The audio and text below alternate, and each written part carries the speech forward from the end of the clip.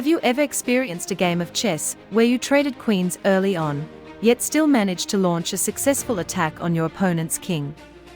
It's a rare occurrence, but when it happens, it can be quite special. The game I'm about to share was played on the Immortal Game platform, a play-to-earn crypto site where I sometimes play to earn cryptocurrency while enjoying chess. I faced a formidable opponent with a rating of around 2,200, which is considered very strong on that platform. The game turned out to be quite intense, and we'll delve into it now.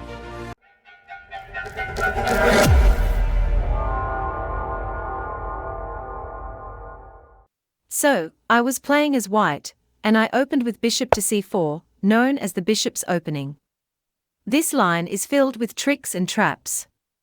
My opponent responded with c6, a move that clearly signals the intention to play d5.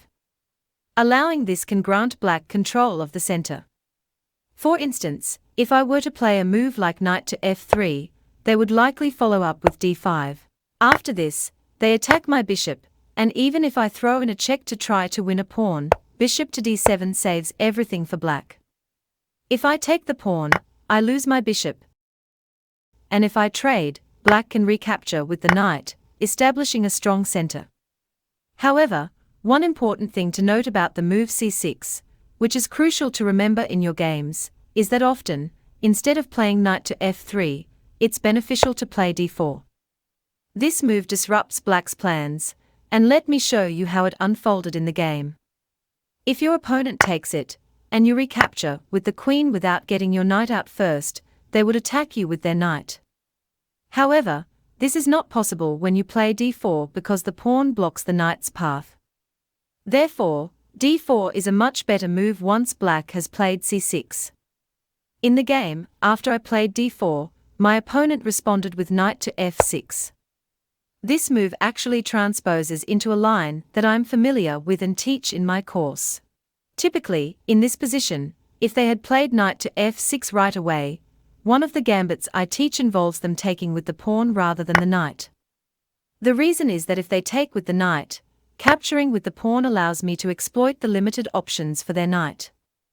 In this position, if black were to play c6, it would kind of transpose to what happened in the game. I recognized that this was a good line for me, so I played accordingly. However, I forgot the reason why this was bad for black. The critical move is actually queen to e2, which is quite annoying for black. When the knight is attacked, the typical response is to defend it with a pawn. However, in this case, let's say d5.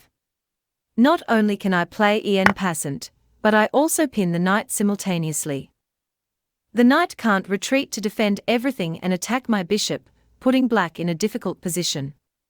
Unfortunately, I overlooked this move during the game and ended up sacrificing my bishop to set up a queen fork. While it might seem like a nice move, black can simply go back, and to regain my piece, I have to take it, resulting in a relatively even position. After the queen trades, Stockfish indicates that the position is dead equal. It may appear as a somewhat boring game with little excitement, and you might wonder what could happen from this seemingly equal position.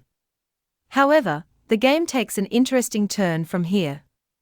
My opponent plays a good move, d5, grabbing control of the center, releasing the bishop, and depriving my knight of a square. I follow basic principles, castling and bringing my rook to an open file. On move 10, I face a decision regarding the knight, considering whether to go to e5 for another trade, or to g5 with potential ideas of chasing the bishop and creating some complications. I envision the possibility of my knight hopping into the center later on. I decide to go for it, considering that my knight on g5 is defended by the bishop, even if the opponent's king advances.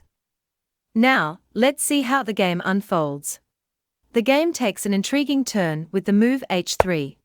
I observed that black's bishop typically aims to either trade for my knight, which is not an option now, or retreat when chased away. In this case, trapping the bishop becomes a possibility. If it goes to certain squares, I can either attack or capture it. So, I played h3 to restrict the bishop's options. The bishop retreats all the way to c8. Here's a pop quiz for you. What was my intended move if black had taken my pawn in this position? The evaluation bar might have given away the answer, but the move rook to e6 delivers checkmate. With a knight, a bishop, a pawn, and a rook, it's a surprising but effective checkmate. This illustrates that you don't necessarily need queens for impressive checkmates and king attacks. Active pieces like a rook, a knight, a pawn, and a bishop can be enough. So, my opponent retreated the bishop to c8, avoiding the blockage of the knight and opting for the safest option. I was feeling confident at this point, because when your opponent retreats their developed bishop to the starting square, you know things are going well. With two knights, a rook, and a pawn, I felt ready to launch an attack on the king. So, I played f4 with the plan to follow up with f5 and put pressure on the king. However, my opponent played h6, a move that added pressure to my knight and created a square for the king. Despite this, I realized that playing f5 immediately could catch the king off guard while my knight was still in position to force it to move. Here, I faced a tough decision, especially with the queens off the board.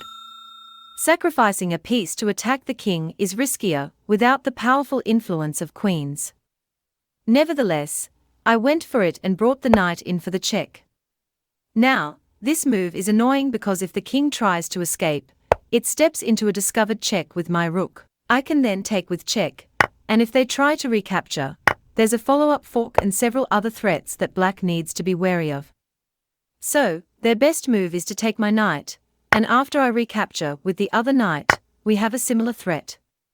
Some might wonder if the king can simply defend, preventing the follow-up knight fork.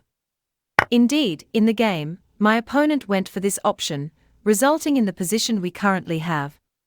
Now, what do you think I did next? If you had a chance to look at it, the answer is pretty obvious. I brought the bishop down with check, forcing my opponent's king to move. If you're wondering why they can't go backward, it's because the move would lead to checkmate.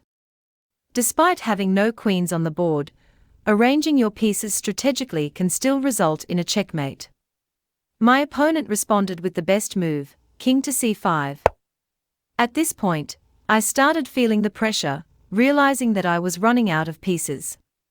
Even though I had rooks, a bishop, and some pawns, black was about to develop their pieces, and if they succeeded, I would be in trouble. Feeling the urgency, I played rook a to d1, preparing both rooks for active participation. After my opponent played knight to a6, can you guess my next move? Alright, if you had a chance to review that, it appears this move wasn't the best according to the engine.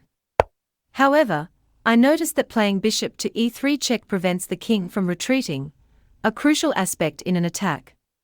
If the king can escape, the attack loses its momentum. By having the rook and bishop in these positions, I cut off both escape squares for the king. The king moves, and feeling the need for a swift response, I played c4 check.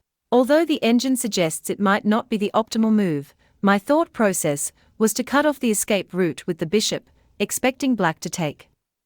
I then lured the king closer and followed up with a rook check. Interestingly, Stockfish claims the position is completely equal, a bit amusing to me considering I'm down a piece, but actively attacking the king. I couldn't identify the intricate back and forth lines it might be considering, but in my mind, it's either a win by checkmate, or a loss due to being down a piece. I don't quite grasp why Stockfish deems it a draw. Anyway, what move do you think I made in this position? I'll pose another question. Considering it's supposed to be a draw, how do you think the game concluded? Feel free to share your thoughts in the comments. Alright, if you've had a chance to analyze it, the move I played was a4 check. My reasoning was that if the king stepped into this discovered check, I would be in a favorable position. For example, if the king moved to a6, I could then move my rook wherever I pleased, likely to a8 for a check and capturing the rook, gaining a material advantage. I knew the king wouldn't want to enter the line of the bishop, so it had only one viable move, king to a5. Now, here's where I had an idea that, while not optimal according to the engine, seemed to trick my opponent. If you'd like to pause and consider, what move do you think I played next? Alright, if you've taken a look, the move was bishop to d2 check. After king to b6, I followed up with a5 check. However, I must note that this move was suboptimal, as it allowed my opponent's king to escape. And escape it did, right into a checkmate. That was actually my trap. I thought, I can go back here, throw in the check, and if he tries to run, which is a natural instinct when you're trying to escape with your king, 9 times out of 10, if your opponent lets you get backwards, you're fine, you've successfully escaped. But in this case, I noticed that because of the way my rook, my bishop, and my pawn were set up, I was actually going to have checkmate. Now, what black needed to play was king to b5 or king to c5, and then they would have been better, and the game would have continued. Apparently, there wasn't really anything good for me here, which is amazing because it still looks pretty scary. I think I was going to play the bishop back here, and I thought I had a pretty nice position. But he just sidestepped, and black would have been okay. The pawn might push forward and create an escape, the knight is kind of helping, and I don't really have anything. That's all my opponent had to do. But instead, they went back, and this is how the game ended. I hope you guys enjoyed that, I know I did. It just goes to show that even without queens on the board, you can still get some amazing checkmates if you activate your pieces right away, and don't give your opponent time to use their pieces effectively. Also, don't forget to like and subscribe to stay updated with future videos. Take a moment to check out the other videos appearing on your screen right now. Thank you for watching, and I look forward to seeing you in the next one. Take care and peace.